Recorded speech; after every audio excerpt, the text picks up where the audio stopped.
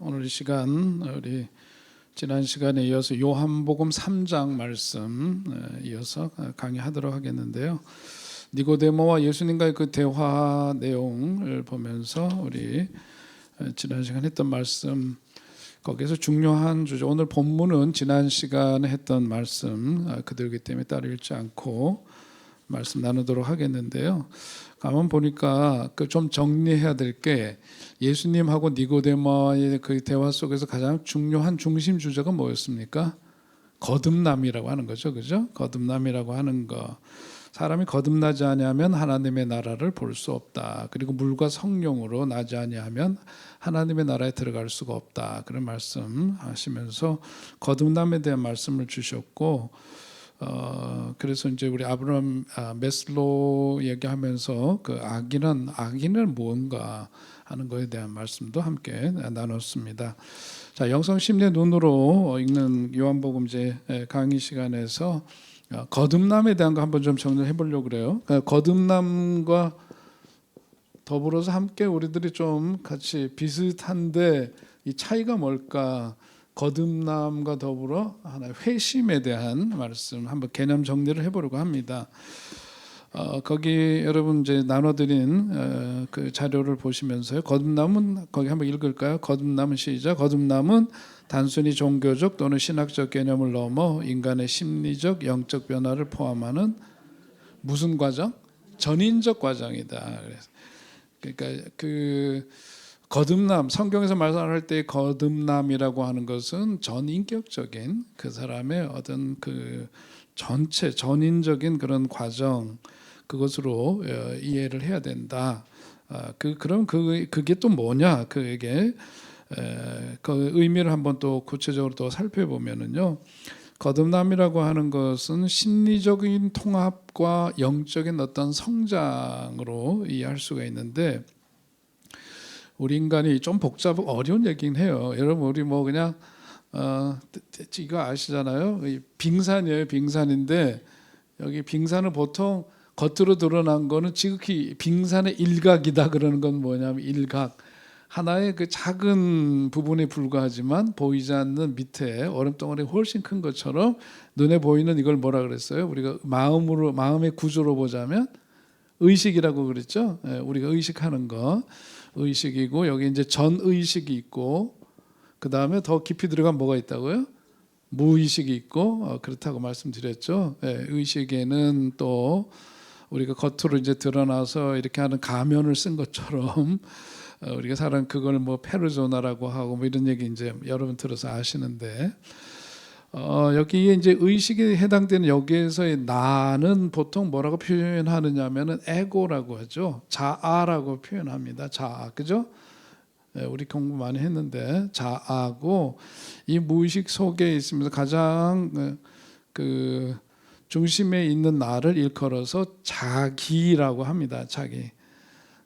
사랑의 자기야 할 때 그 자기. 근데 그 자기는 영어로 얘기하면 셀프라고 하고요. 여기 자아는 이고라고 얘기를 합니다. 에고. 그런데 이 거듭남이라고 하는 것은 어떤 한 부분에서의 어떤 그 새로워짐만을 의미하는 게 아니고, 하나님의 뜻에 복종해서 이 자아와 또 자아가 자기 중심으로 이렇게 변화되는 것을 일컫는다. 그러니까 다시 말해서 나라는 존재는 가만 보니까 내가 의식하고 있고 그런 것만이 아니라 내가 잘 들여다볼 수 없지만은 이 깊은 속에 또 내가 있잖아요. 이런 모든 것들을 총체적으로 일컫는 건데, 거듭남이라고 하는 것은 어떤 부분적인 새로워짐이 아니라 쉽게 말하면 전체 내 삶 자체가 전인적으로 변화되는 것, 그것을 이제 거듭남이라고 이야기를 하죠. 그러니까 어떤 정신적인 성숙, 그거는 영적인 성숙을 위한 어떤 필수 조건인데, 이런 것들이 이제 함께 전체적으로 변화되는 그것을 이걸 뭐라고요? 거듭남이라고 얘기를 한다. 근데 이 거듭남이라고 하는 것은 우리가 예수님을 만남으로 인해 가지고 나를 다시 보게 된 거잖아요. 그렇죠? 우리가 자라면서 나는 뭐 왜 이럴까 뭐 이러면서 나는 내 마음 나도 몰라 이런 이제 복잡한 알 수 없는 그런 나라는 존재가 있는데 예수님을 만나니까 이 나라는 존재가 그전에는 자라면서 부모님의 영향을 받고 또 외부로부터 오는 그런 영향 속에서 나라고 하는 사람의 어떤 자화상 자체가 형성된 게 있는데 예수님을 만나니까 하나님이 나를 지으셨음을 믿고 예수님이 내 삶의 주인이시고 그래서 이제 영적으로 내 삶의 주인으로 예수님을 모시게 됐잖아요. 우리가 믿는 사람은 그런 거잖아요. 그렇게 되니까 나를 바라보는 시각이 어떻게 돼요? 바뀌게 되잖아요. 그죠? 다른 사람이 날 무시해도 아니야. 나는 세상에서 하나밖에 없는 특별한 존재야. 그런 고귀한 존재야, 존귀한 존재야. 너희들이 나를 뭐라고 함부로 한다고 해서 내가 그렇게 함부로 조롱당해야 될 사람이 아니야. 내가 이렇게 기죽어 살 필요가 없어. 다 이런 게 뭐죠? 하나님 만나고 예수님 만나니까 내 삶에서 이루어지게 된 새로운 변화잖아요. 그죠? 그런데 우리가 살다 보면은 예수님이 이제 진짜 내 삶의 주인이십니다. 이제는 주님의 뜻대로 살겠습니다. 주님의 인도하심을 쫓아 살겠습니다. 그러면서 이제는 이제까지 살았던 삶과는 전혀 다르게 신앙 믿음으로 말미암아 달리 살게 되었는데 그걸 거듭남이라고 하는 이 거듭남에 가만 보니까 한번 이례적으로 옛날에 예수님 만나가지고 내 삶이 변화되었던 과거 시제로 끝나는 게 아니라 가만 보니까 살아가면서 계속 주님은 지금도 살아 계신가요? 예? 옛날에 살아 계셨고 지금은 아니면 안 되죠. 지금도 여전히 살아 계시고 우리가 기도를 통해서 말씀을 통해서 그분과 만나고 살아가니까 이 만남 속에서 내 삶에 계속된 변화가 있게 되는 거죠. 거듭남은 그러니까 단회적이고 이례적인 것이 아니고 삶 전체를 통해서 계속해서 지속적으로 변화되는 거예요. 거듭남이라고 하는 게 우리는 과거에 그래서 어떤 분들은 그러잖아. 너 예수님 언제 영접했어? 언제 만났어? 그래서 1970 몇 년도 언제 어디서 뭐 이러고 얘기하는 사람도 있고 잘 몰라. 나는 어려서부터 그냥 엄마 따라서 뱃속에서부터 예배당 다녀가지고 잘 모르는데 분명한 건 뭐냐면 예수님이 내 삶의 주인이라는 것만은 분명해. 하나님이 세상을 지으셨고 하나님이 이 세상 만물을 통치하신다는 것에 대해서 내가 분명히 믿어. 예를 들면 이런 거죠. 그러면서 우리 삶이 지속적으로 그런 살아계신 주님과의 만남을 통해서 지속적으로 변화되고 그러는 거죠.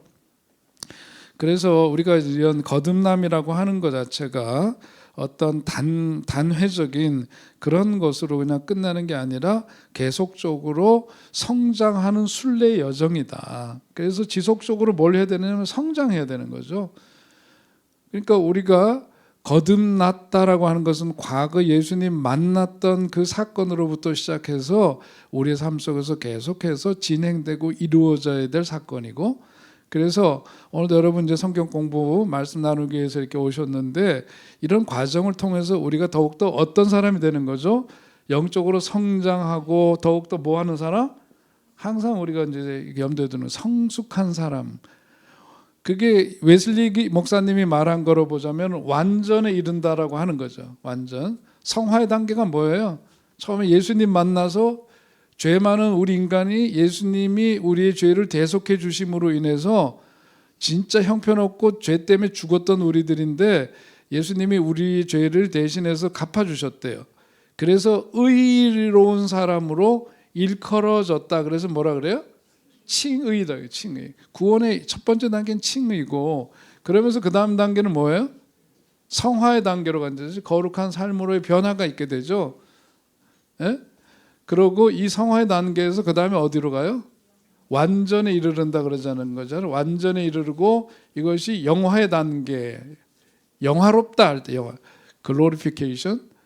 하나님 나라에 가서 예수님을 닮은 온전한 하나님이 처음 지으셨을 때의 인간의 모습을 회복한 상태, 영화로운 상태, 그것을 완전 성화라고 얘기를 하는데, 우리가 살아가는 날 동안 예수님 만나서 이런 체험을 하고 거듭나고 그래서 옛날 옛적의 이야기가 아니라 오늘도 지속적으로 이런 성장의 과정을 통해서 성숙함에 이르르고 이런 변의 과정 속에 있게 되는 거다.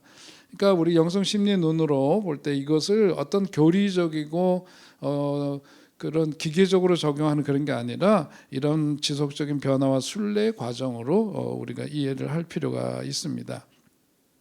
이 거듭남이라고 하는 건 인간 존재 자체가 근본적으로 새롭게 창조되는 사건이죠.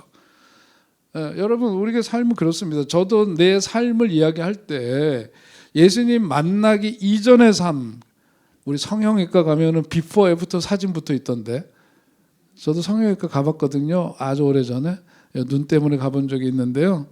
그러니까 비포는 뭐 이전이죠. 애프터는 그 이후를 얘기하죠.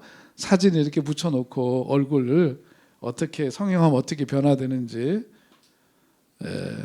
여러분 중에도 혹시 비포 애프터 이렇게 된 분들 있나요? 우리 예수님 만나면 이전의 나와 그지 이후의 나라고 하는 게 달라진단 말이에요.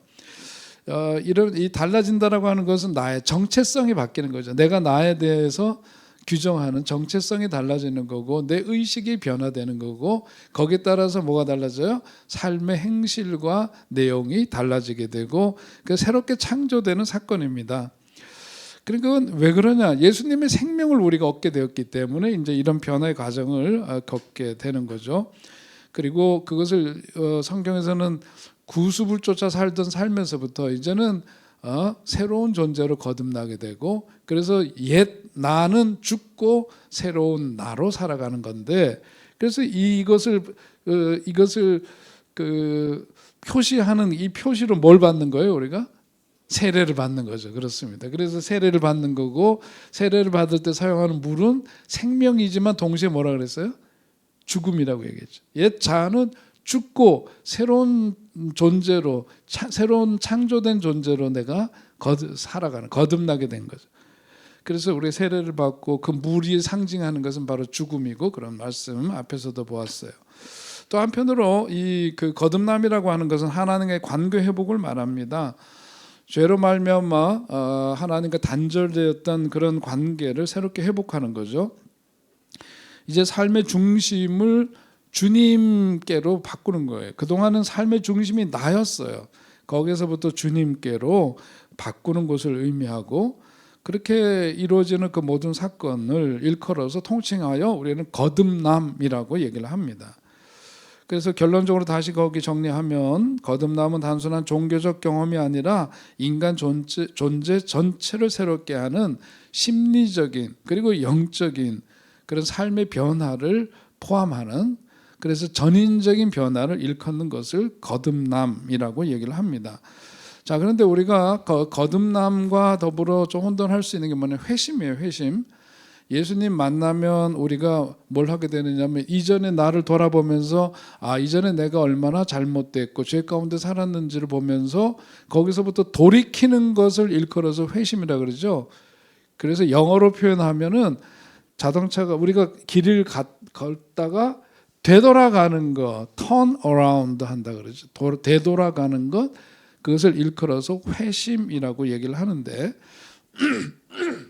자 거기 이제 거듭남 중생이라고 하는 거는요. 거기 이제 여러분 표 나눠도 드렸죠. 거기 보면 거듭남이라고 하는 영적인 변화의 과정이다. 그리고 하나님의 능력에 의한 영혼의 근본적인 변화다. 새로운 영적 생명의 시작이다. 인간은 그런 점에서 수동적인 역할을 하는 건데 하나님이 내 삶에 개입하셔서 이렇게 바꾸는 사건을 일컬어서 거듭남, 그 거듭남을 중생 한자어로 표현하면 그렇습니다. 자, 그게 우리가 지금 앞에서 지금 제가 설명드린 내용이잖아요. 자, 회심은 뭐냐면 영적인 활동이자 행위다. 그러니까 거듭남이 하나의 내 삶 속에서 임했던 사건이에요. 변화된 사건인데 그것이 이제는 회심이라고 하는 것은 거기에 수반되는 게 뭐냐 행위와 연결이 되는 거예요. 행위와 개인의 어떤 능동적인 참여가 필요한 과정이고 거듭남으로 받은 새 생명의 실체적인 표현이고 인간의 의지적 결정과 행동이 거기서 중요한 거예요. 그게 이제 distinct 그 거듭남과 회심의 기본적인 차이는 그거예요. 아시겠죠? 예, 이 거듭남에 대한 말씀 아까 다 드렸고, 그래서 이제 거기 회심은 아주 한마디로 요약하면은 이렇게 거듭남으로 인해 가지고 어떤 영적인 변화가 내 삶 속에서 구체적인 행위로 나타나는 거예요. 개인의 그러니까 능동적인 참여가 필요한 과정이라고 하는 표현이 바로 그것을 의미하는데요. 자, 그래서 관계와 순서 면에서 이 두 그 거듭남과 회심은 자, 관계와 순서로 보니까 거듭남이 있으니까 결과적으로 뭐가 따라오게 돼요? 진짜로 거듭나니까 우리가 믿는다 했을 때 믿음이라는 게 머릿속으로 마음속으로만 믿으면 진짜 믿음이 아니고 믿음에는 뭐가 따라야 된대요? 행위가 따라야 된다고 야고보서에서 말씀하는 대로. 그러니까 믿음과 행위는 결코 분리되어질 수 있는 게 아니라 진짜 그것을 믿음이라고 저 사람이 믿음 가졌다라고 얘기했을 때는 그 믿음에 따른 행동이 수반되었을 때 그것을 진짜 믿음이라고 하는 거고, 그런 것처럼 여기서 거듭남이 원인이라면 회심은 결과로 나타나게 되는 거다. 그리고 순서로 보니까 거듭남이 먼저 일어나고 거듭남이 있어야 이런 존재 자체의 혁명이라고 할 수 있죠. 그 존재 자체의 변화가 있게 되니까 거기에 따라서 행위가 따라오게 되는 거예요. 그전에는 요렇게 살았던 사람인데 예수님 만나서 전체 삶이 아주 존재 자체가 아주 그냥 새롭게 변화됐어. 야, 저 사람 진짜 새로 난 것 같아. 그러잖아요. 새로 태어났다라고 하는 거죠. 그래서 중생을 일컬어서 아까 거듭남을 일컬어서 new birth, birth가 탄생이죠. 새 탄생이다 이거예요. 새롭게 태어났다. 자, 그러니까 거듭남이 먼저 일어나야 그 다음에 회심이 일어나는 거 당연하죠. 거듭남은 그 자체로 능력을 부여하고 회심은 그 능력을 행사하는 거다. 주님께서 내 삶에 오셔서 내 인생의 존재 자체를 바꿔놓으셨고 주의 능력이 임했는데 회심을 하니까 회심이라고 하는 것은 거듭남으로 인해 가지고 이제는 그런 변화된 삶을 실제로 행사하면서 사는 거 실천적으로. 자, 그다음에 영적 변화의 측면에서 보니까 거듭남은 영적 변화의 측면에서 보니까 영혼의 본질적인 내적인 변화요 새로운 영적인 본성이 주입된 거라고 본다면 회심은 외적인 삶과 행동의 변화로 나타나게 되는 거다. 너무 앞에서 얘기했던 얘기랑 뭐 다름이 없죠, 그죠? 예, 그 다음에 비유적으로 이것을 다시 설명한다면 거듭남은 씨를 뿌리는 것과 같고 회심은 그 씨가 자라서 열매를 맺는 것과 같다. 그렇게 표현할 수가 있겠네요. 거듭남은 이제 존재 자체의 새로워짐이니까 새로운 생명이 발생된 new birth, 새롭게 탄생한 겁니다. 새로운 생명으로 탄생하게 된 거라면 회심은 그 생명의 출생과 성장에 비유될 수 있다. 태어나는 것 자체를 거듭남이라고 한다면 이제 그것이 이제 자라고 새로워지고 그 성장해 나가는 것, 그것을 일종의 회심이라고 할 수 있어요. 그런 것을 우리가 좀 혼돈할 수 있는데 이것을 이제 차이라고 얘기할 수 있습니다. 자, 그래서 이 회심을 하게 되니까 누가 그러잖아요. 이제 주님 만나서 그렇게 해서 회심을 하게 되었다. 그러면 이 거듭남을 체험하고 이제 구체적인 삶의 어떤 새로워짐이 있게 됐다. 그래서 우리 그 전에 있었던 우리 장세현 목사 부목사님이 자기 회심해가지고 그 얘기하면서 그러잖아요. 그 전에 직장 생활하고 그러면서 마시고 피우고 그랬는데 회심하면서 안 했다고 그런 얘기 했었죠. 예. 옛날 사람 끄집어내는 것 같은데 본인이 한 얘기 하는 거예요. 그거는 뭐죠? 구체적으로 회심이라고 하는 것은 자기 삶의 구체적으로 행동으로 그 삶이 변화된 것이 나타났다라고 하는 거고, 자, 그런데 이 회심은 그러다 보니까 뭐냐, 정체성의 변화가 생겨요. 자기가 누구인지를 분명히 하면서 과거에 자기가 자기를 이해했던 자기와는 다른 자기를 자기에 대한 정체성을 분명히 하는 거죠. 그리고 그 회심은 윤리적이고 도덕적인 부분에 있어서 책임 있는 행위로 나아가는 그런 모습이 수반됩니다. 그래서 그동안에 가졌던 도덕적이고 윤리적인 기준이 더 엄격해지겠죠. 그런 부분에서 더 높은 수준의 도덕적인 기준을 따라가게 되는데 기여를 해요. 그죠? 회심을 하고 나니까 그전에는 뭐 룰루랄라 그리고 어디 술집 땡기고 어쩌고 그랬던 거에서 그거는 이제 내 삶에서부터 떠나보내야 되겠다. 그게 이제 회심을 할 때에 구체적으로 이제 이런 기준들이 달라짐으로써 나타나게 되는 거겠죠. 사회적인 그리고 관계적인 변화가 생깁니다. 그냥 회심을 하고 나니까 이제는 개인을 자기 개인 독립적인 그런 주체로만 보지 않고 관계 속에서 보게 돼요. 그래서 우리가 예수님 믿게 되면은 어떤 나타나는 변화가 뭐죠? 교회 다니죠, 그죠? 예수님 믿고 나면 그 다음에 나 이제 예수님 믿게 되었어 그리고 혼자 사는 사람은 없어요. 다 교회를 다니죠. 왜냐하면 이런 삶의 변화를 통해서 존재 혁명이 일어나고 회심을 하게 되니까 관계 속에서 자기를 보게 되는 거죠. 그래서 그 공동체 일원이 되고 독립적인 자기 혼자만의 주체로 보지를 않는 겁니다. 그리고 개인이 어떤 타인과 협력하고 책임감을 가지고 살아야 되는.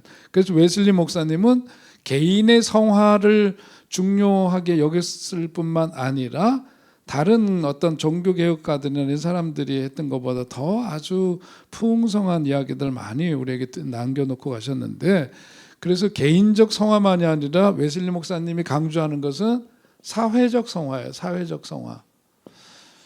그러니까 감리교회가 감리교도들이 복음을 전파하는 곳에는 가장 먼저 어떤 변화가 있느냐면 예배당 짓고 그 다음에 뭘 했느냐?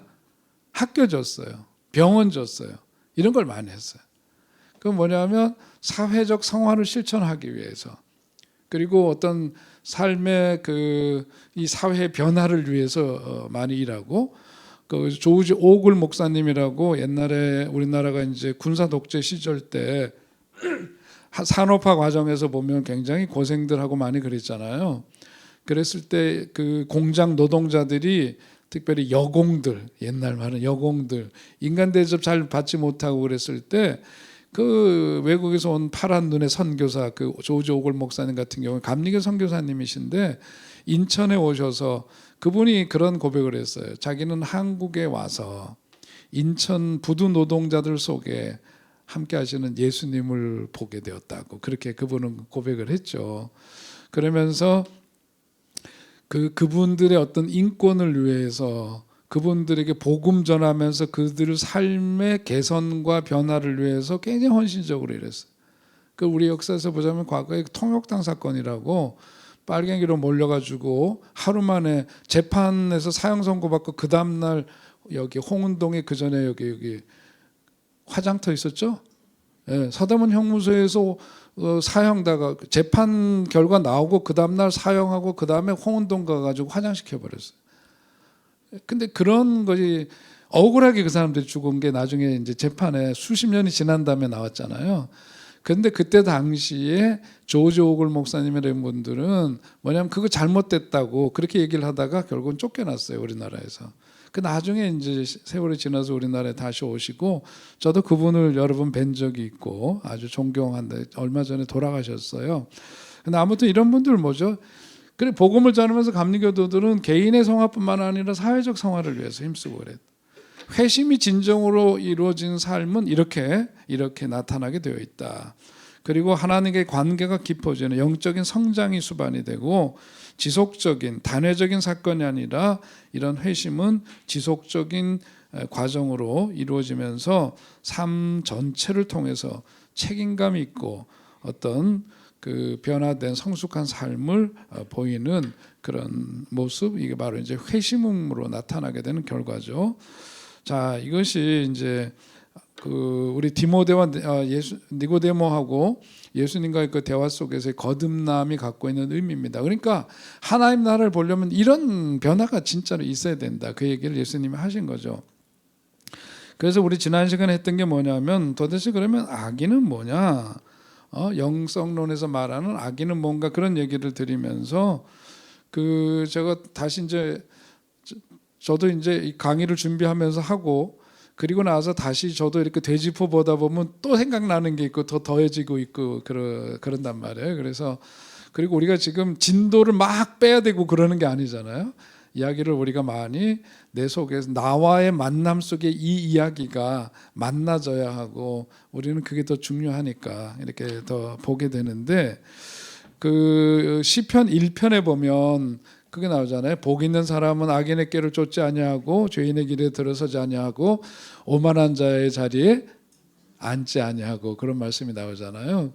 거기에서 그 악인은 뭔가 다시 찾아보면 그 악인이 히브리어로 되어 있는 말씀의 의미는 뭐냐면요. 표준이 없다 그런 뜻이에요. 표준이 없는 사람을 일컬어요. 그리고 그건 다시 말해서 하나님이 없는, 하나님이 부정된 그런 삶을 말하는 거고, 죄인은 뭐냐면 목표가 없는 사람, 관역에서 빗나간 삶. 그래서 관역, 화살을 쏘면 이 관역이 있는데 거기에서 화살이 쐈는데 엉뚱한 데로 날아가 버린 것처럼 그런 죄인이라고 하는 것은 하나님의 존재를 알지만 거기서부터 빗나간 인생, 목표를 잃어버리고 살아가는 사람을 의미하고, 오만한 자라고 하는 것은 하나님을 어떻게 하나님의 뜻에 역행하면서 그것을 뜻을 거역하고 반역하면서 살아가는, 이게 제일 나쁜 죄질이 마지막 거 오만한 자겠죠, 그죠? 왜냐하면 알면서도 뭐냐면 아주 의지적으로 거기에 대해서 반역하는 거니까 그런 건데, 자 아무튼 이 성경 이제 우리가 읽은 요한복음 3장 20절에 있는 말씀에서 그 악인은 도대체 어떤 존재인가 그런 거에 대한 말씀을 지난 시간에 이제 끝부분에 보셨죠. 그래서 여기 이제 우리가 이제 살면서 이게 거듭남과 다 연결이 되는 건데요. 우리의 마음에 그 주인이 우리 주님이 되셔야 하고, 주님이 내 삶을 다스리시고 통치하시는 삶으로의 변화, 그게 이제 우리 신앙인들이 갖게 된 새로운 삶인데, 그러면서 결국은 뭐냐면 나라는 존재가 허수아비처럼 주님이 조종하는 대로 살아가는 게 아니라 주님이 내 삶의 진짜 주인이 되심을 인정하면서 나는 나답게 살아가는 거거든요. 내가 내 인생을 나답게 하나님이 주신 그 원래 모습을, 우리 저마다 다 개성들이 있고 그러잖아요.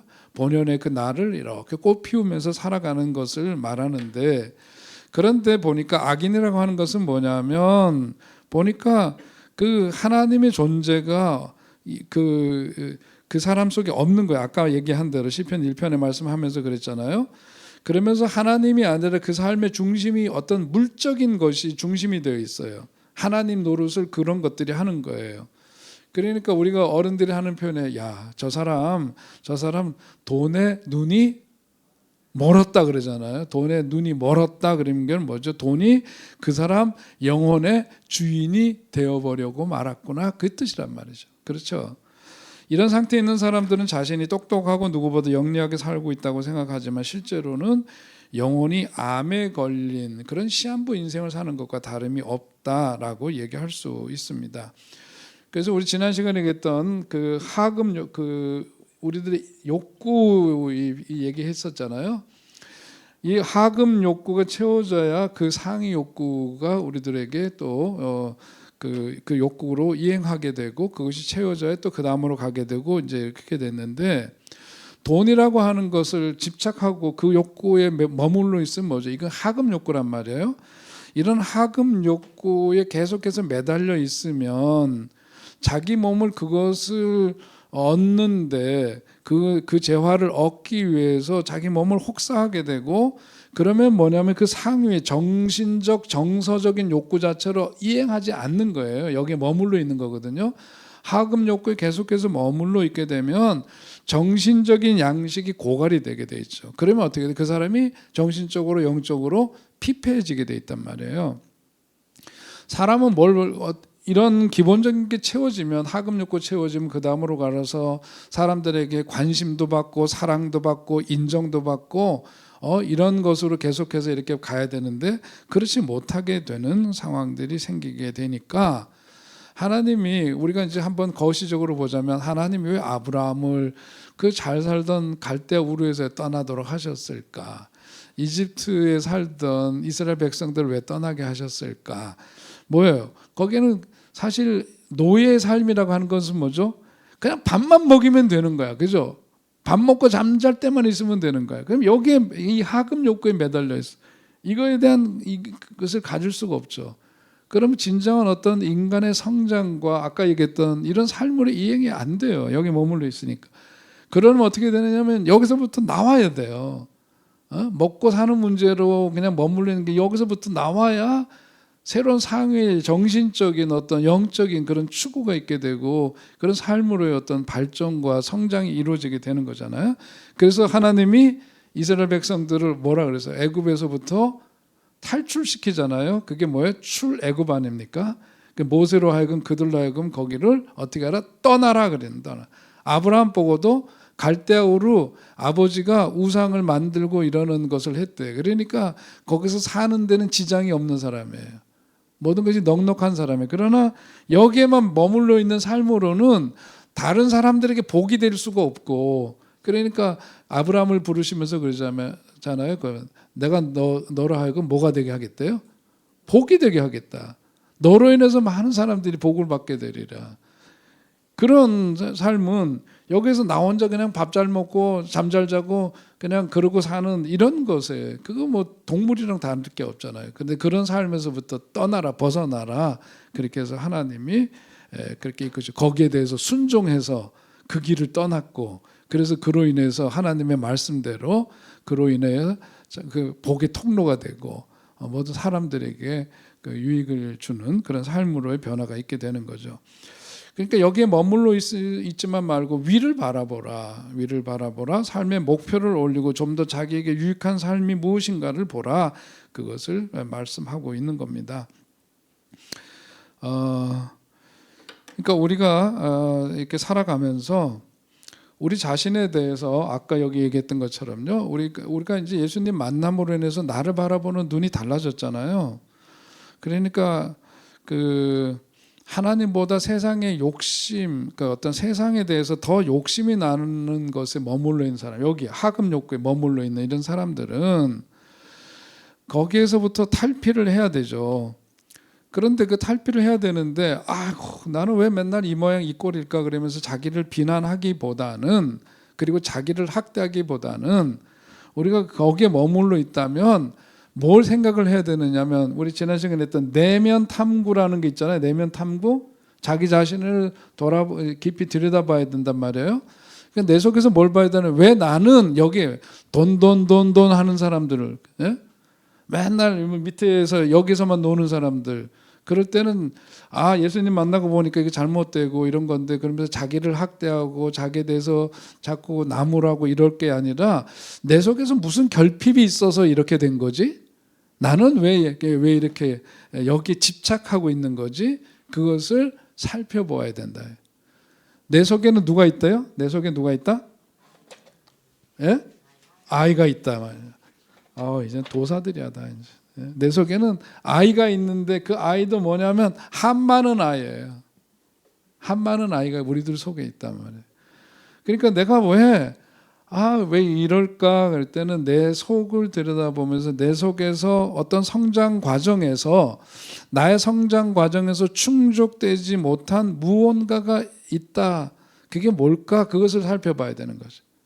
네? 어른이 되었는데도 예를 들면 자라면서 충분한 애정을 받지 못하고 사랑을 받지 못하고 그러면 커서도 뭐죠? 결핍이 있잖아요. 뭐에 대한 결핍? 사랑에 대한 결핍이 있으니까. 그러니까 그리고 예를 들면 이런 거죠. 우리 전에 오래전 청년 상담할 때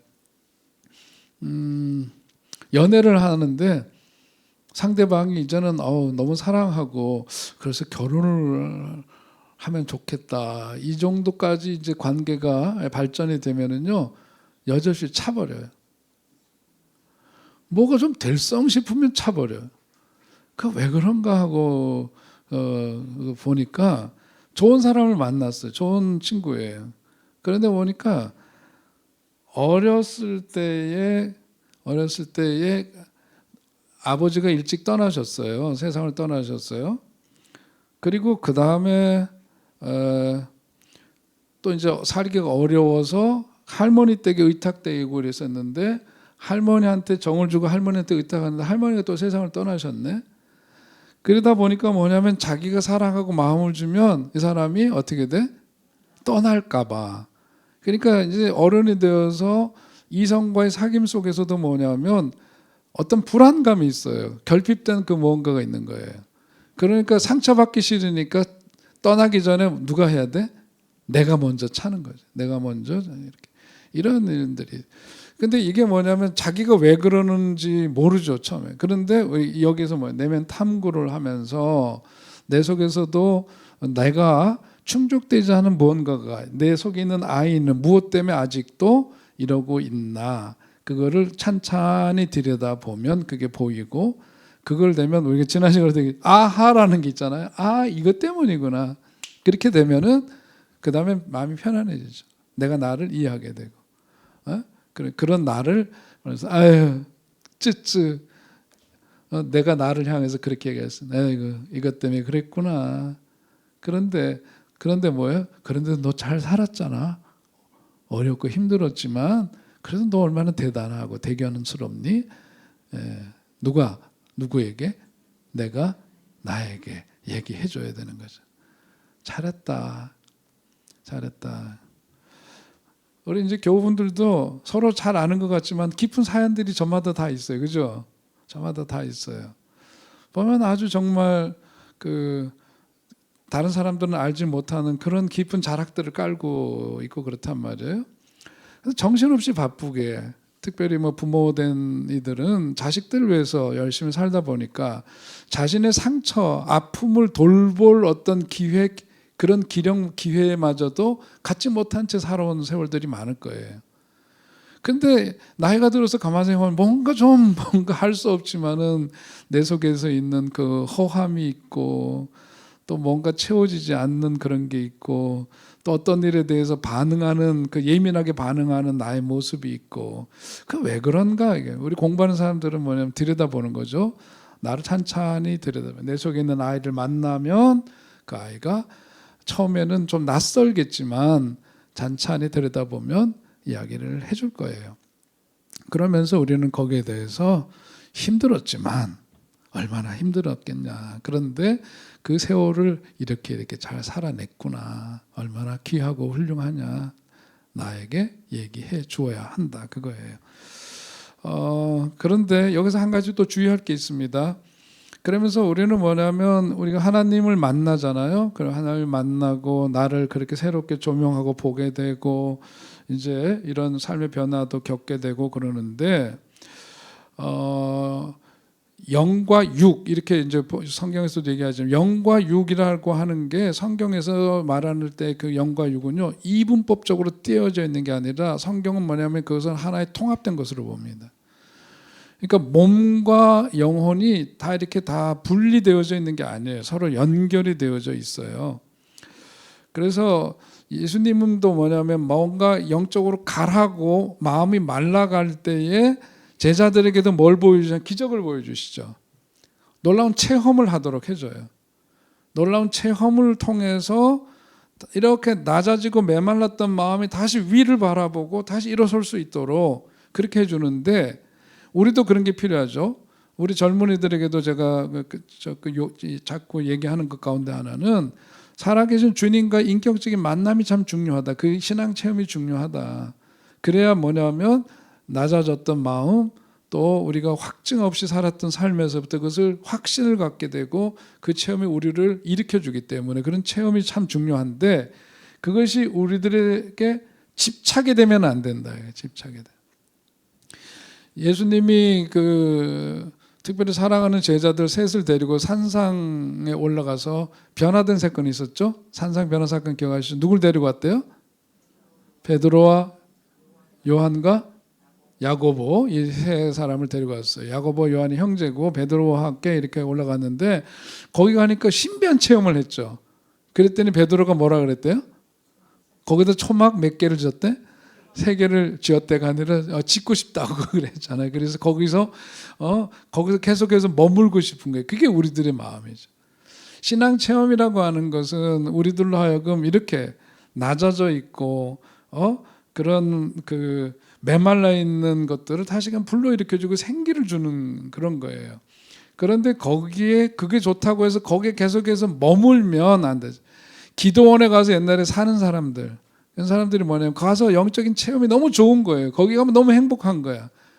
집으로 내려오면은 돈 없어, 뭐 이거 없어, 저거 없어, 사는 게 너무 각박해. 그러니까 뭐 기도원 가면 마음이 너무 편해. 안 내려와. 그거랑 똑같은 거거든요. 그런데 그렇게 하면 된대요, 안 된대요? 그건 아니죠. 왜냐하면 하나님이 우리에게 주신 삶의 자리, 너는 거기에서 그 역할을 하고 그런 소명의식을 갖고 이렇게 살아야 되고 우리에게 주신 어떤 기대가 있고 뜻이 있고 그런 거잖아요. 그러니까 예수님이 산상에서의 그런 변화를 한 다음에 초막 짓고 거기서 살고 싶어하는 베드로를 데리고 어떻게 갔어요? 산 아래로 내려가시죠. 산 아래로 가야 한다. 그래서 데려왔더니 뭐가 있어요? 귀신 들린 아이가 있어갖고 막 물에도 불에도 막 뛰어드니까 제자들이 어떻게 좀 해보려고 길을 써도 안 되고 그러니까 그 아버지가 와가지고 우리 아이가 이런데 그 살려달라고 얘기를 하면서 할 수 있거든 해달라 그러니까 뭐라 그래 예수님이? 할 수 있거든이 무슨 말이냐? 믿는 사람들에게는 능치 못함이 없느니라 그렇게 얘기하시면서 고쳐주시잖아요. 그런 거죠. 이거를 일컬어서 뭐냐면 이렇게 집착해서 그래서 우리가 뭐냐면 와서 공부하고 속회도 모이고 이런 다음에 어디로 가요? 다 가정으로 돌아가고 일터로 돌아가고 주일 예배 잘 드리고 나서 새벽기도 드리고 나서 자기 생활 현장으로 들어가서 말씀 의지해서 잘 살아내는 거지. 우리 장로님도 기도하시면서 잘 살아드리도록 정말 하나님이 기대하시는데 우리가 그 삶을 살아내고 살아드리는 건데 여기에 집착해가지고 여기가 좋사오니 그리고서는 있으면 제가 청년 사역을 할 때 그래요. 청년 아이들 중에서 말씀 듣고 은혜 받고 그러면 공부도 열심히 하든지 직장을 열심히 하든지 해야 되는데 교회 와서 맨날 왔다 갔다 하는 애들이 있어요. 교회니까 너무 좋은 거야. 그러니까 교회에서는 뭐예요? 전에서 왔다 갔다 하고 그러니까 뭐예요? 자꾸 일감을 줘. 이 일도 시키고 저 일도 시키고 그러는데 걔가 해야 될 생업이 아니에요. 그냥 교회 봉사하는 건데 봉사도 봉사지 이게 그냥 하는 일 없이 왔다리 갔다리 하면서 교회에서만 주구장창해서 오면 뭐해? 밥 먹을 때마다 데려가면서 밥 사주지. 일하니까 잘한다고 칭찬하지. 그러니까 너무 좋은 거야. 그러다 보니까 얘는 뭐냐면 뭐가 될까요? 건달이 되는 거죠. 뭐. 백수 사실을 말하면 이건 건강한 삶이 아니거든요. 그러니까 이걸 일컬어서 뭐라 하냐면 모르핀 효과라고 얘기를 해요. 모르핀 뭐예요? 예? 안정제, 진통제 같은 거잖아요. 제가 그거 몰핀 맞으면 이제 환각 상태에서 그 고통을 잊어버려요. 못 느끼죠. 그러니까 뭐냐면 삶의 자리 벗어나서 여기에 빠져 있으면 안 돼. 체험은 중요하지만 그렇게 하면 안 된다. 우리들이 추구해야 될 것은 뭐냐면 하루 종일 기도만 하는 게 아니라 기도함으로써 그 삶을 믿음 가지고 살아내는 거죠. 그리고 그런 과정을 통해서 우리의 내면은 더욱더 자라가요. 내적인 성장이 이루어지게 되죠. 내적인 성장이 이루어지지 않고 소망 충족만을 목표로 하는 사람들은 하나님을 진짜로 믿는 게 아니라 이런 걸 좀 과하게 얘기를 하면은 자기가 만든 하나님을 믿는 거예요. 자기가 만든 하나님. 우리 저랑 가까운 선배 목사님이 남미에서 공부를 하셨어요. 남미에서 이민을 가가지고 거기서 공부하고 또 학위도 받고 그리고 여러 목교수 활동하고 그랬는데 그분이 쓴 책이 뭐냐면 가짜 하나님 죽이기인가 그래. 제목도 과격해. 그런데 가짜 하나님, 자기가 만든 하나님을 믿는 경우들도 있다는 거예요. 여러분 이거 굉장히 이제 우리가 예민하게 주의 깊게 봐야 되는 겁니다. 우리가 믿는 하나님이 진짜 성경에서 계시된 하나님이냐? 요즘 사회적으로 큰 충격적인 일들이 워낙 많으니까 그런데요. 장로교 신학대학교의 신학학 교수를 하고 은퇴를 한 분이 뭐라 그랬냐면은 언론에 보니까 누군가 이재명을 암살하려고 한다는데 그걸 반드시 성공하기를 자기가 빈다고 그렇게 얘기를 했대. 아니 사람이 아무리 미워도 그게 성경을 읽고 연구한 사람이 그런 말을 하면 돼요 안 돼요? 돼요? 이거 말도 안 돼. 이건 정말 제 머리로는 이해가 안 가요. 예수님에 대해서 공부하고 학문적으로도 배우고 이런 사람이, 가르치고 은퇴까지 한 사람이 어떤 증오심이, 무슨 개인적인 원한으로 그 사람이 뭐 자기 자식을 죽였다든지 그러더라도 예수의 사랑은 그걸 말하는 게 아니잖아요. 근데 어떻게 그런 표현을 하지? 더군다나 공개적으로. 참 그 멘탈이 이해가 되질 않아요. 그걸 뭘까? 그 사람은 분명히 성경에서 계시된 하나님, 성경 말씀이 우리 삶의 신앙의 표준이잖아요. 거기에서 계시된 하나님을 믿는 게 아니라 자기가 믿고 싶은 하나님인 거예요. 자기가 만든 하나님인 거예요. 그 하나님은 무슨 하나님? 가짜 하나님이죠. 진짜 하나님이 아니에요. 그러니까 여러분, 우리가 신앙생활 하면서 그냥 아무 생각 없이 그렇게 하면 안 되고, 그러니까 교회가요 지금 걱정이에요. 정말 요즘 웬만한 보수적인 교회에서도 난리예요, 난리. 이렇게들 막가파들이 좀 뭐지? 정광훈이 하고 누구예요? 그래서 손 뭔가 하는 저기 부산에서. 아니 이 사람들이 무슨 예배가 무슨 정치 토론장이야, 무슨 자기 무슨 정당의 대변인이야? 아니 목사들이 무슨 그런 놈이 다 있냐 그게? 그건 목사도 아니지 그게.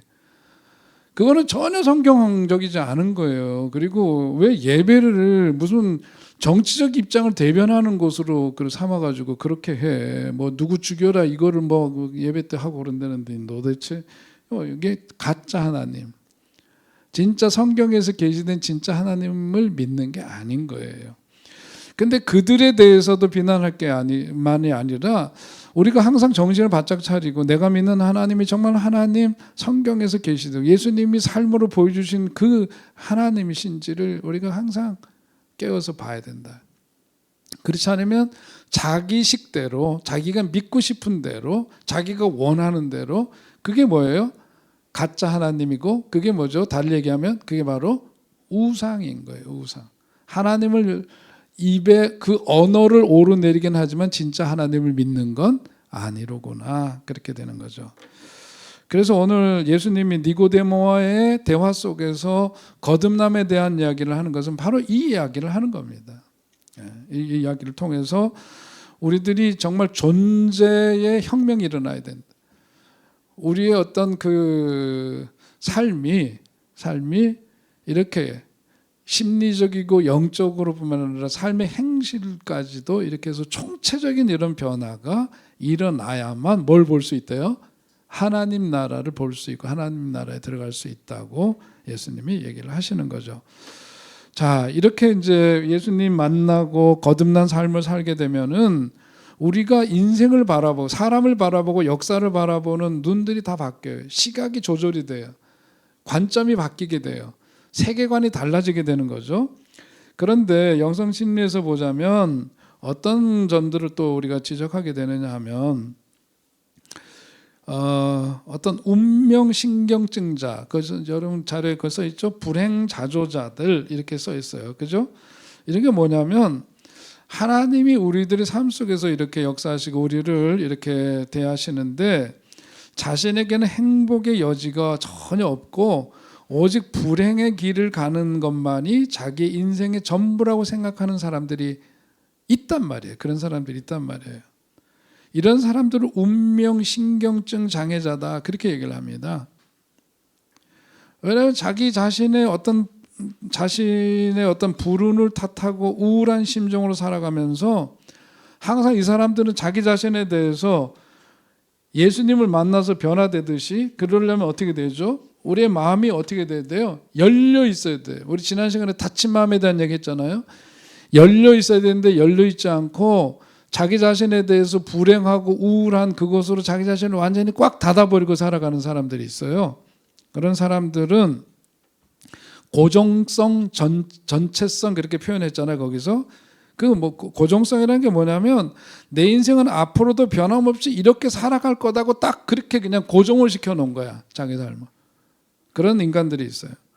전체성이라고 하는 것은 내 인생 전부가 실패할 거야라고 하는 생각을 갖고 사는 사람이에요.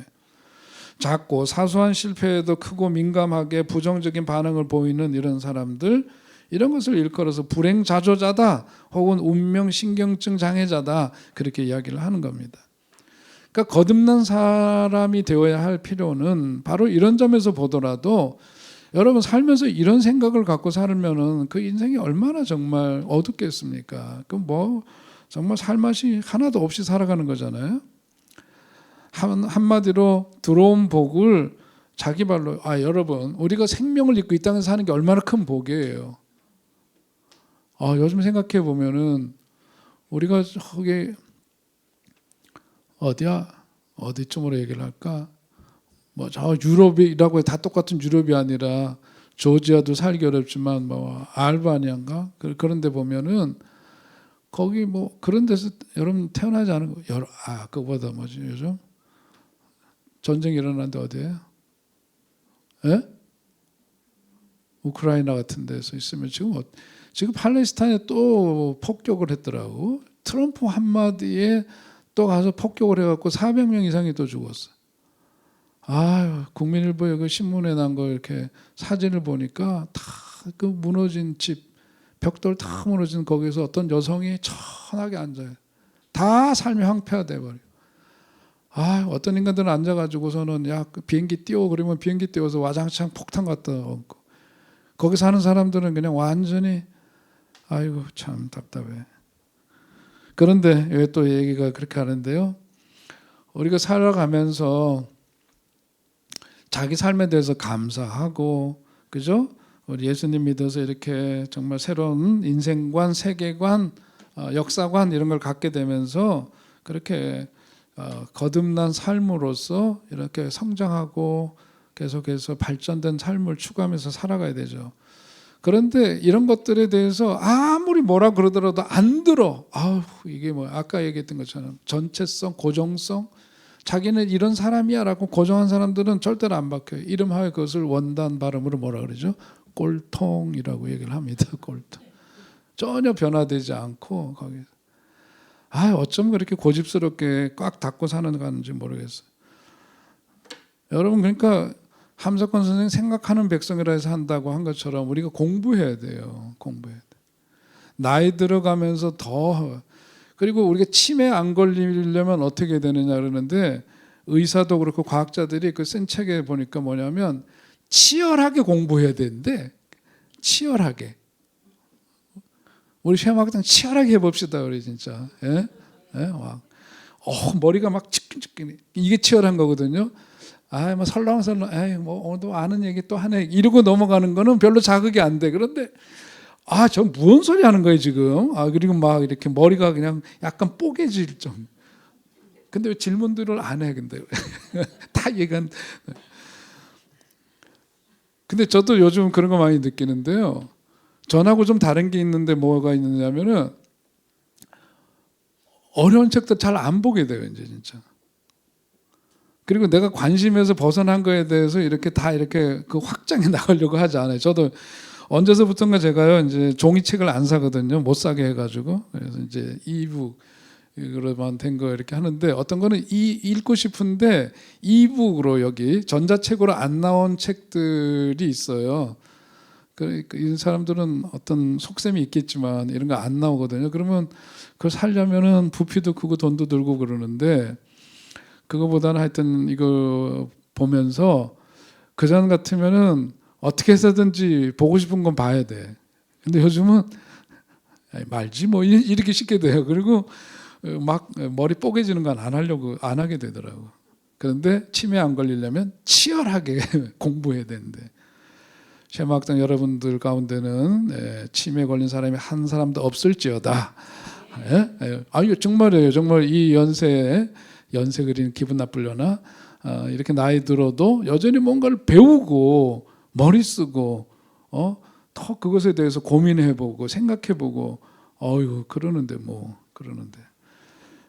시간이 더할수록 여러분의 정신은 맑아지고 더 섬세해지고 능력 있고 강건하시기를 축원드립니다. 우리가 또 끝으로 드릴 말씀은요. 그래서 우리가 이렇게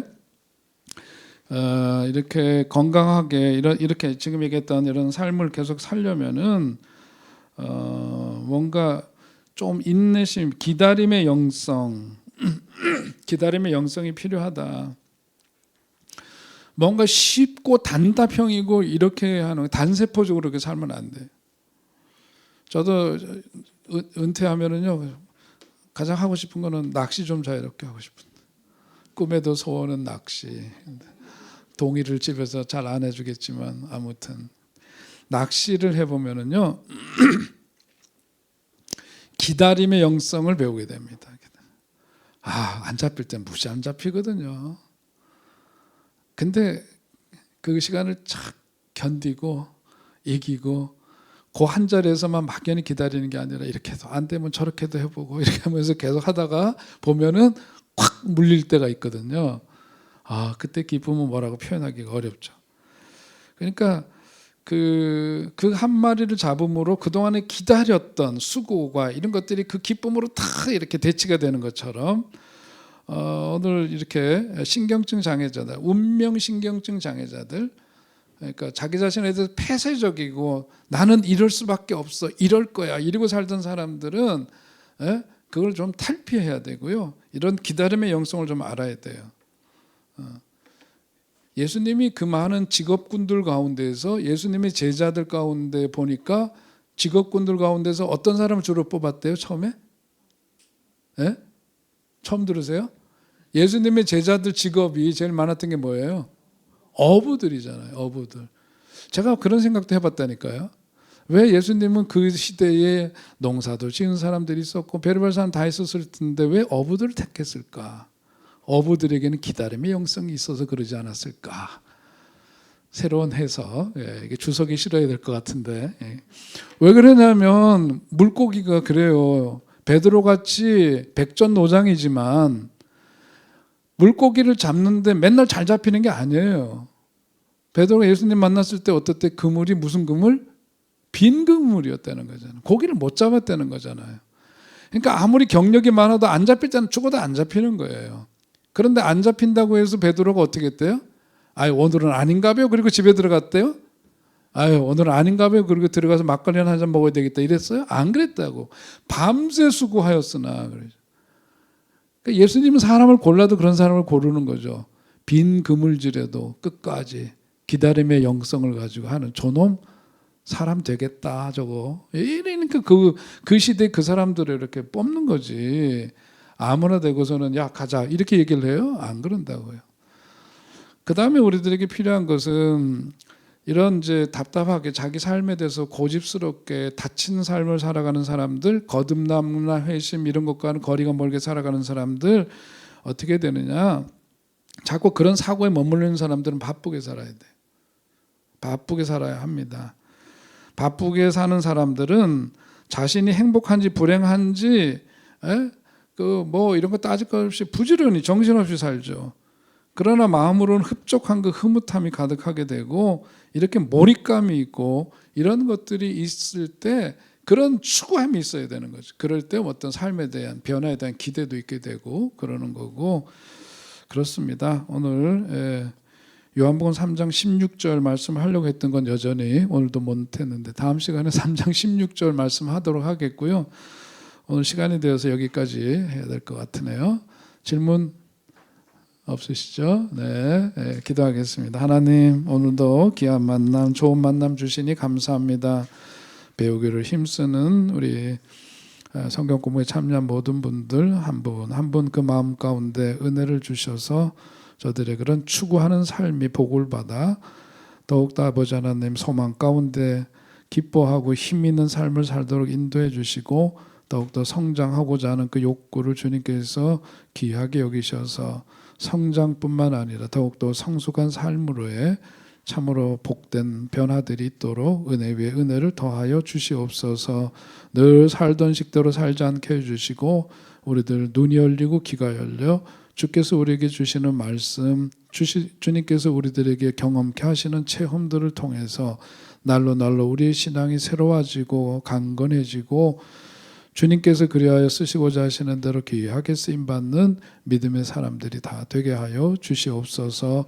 오늘도 만남 가운데 함께해 주신 주님께 감사를 드리며 예수님의 이름으로 기도하옵나이다. 아멘. 자, 수고하셨습니다. 네.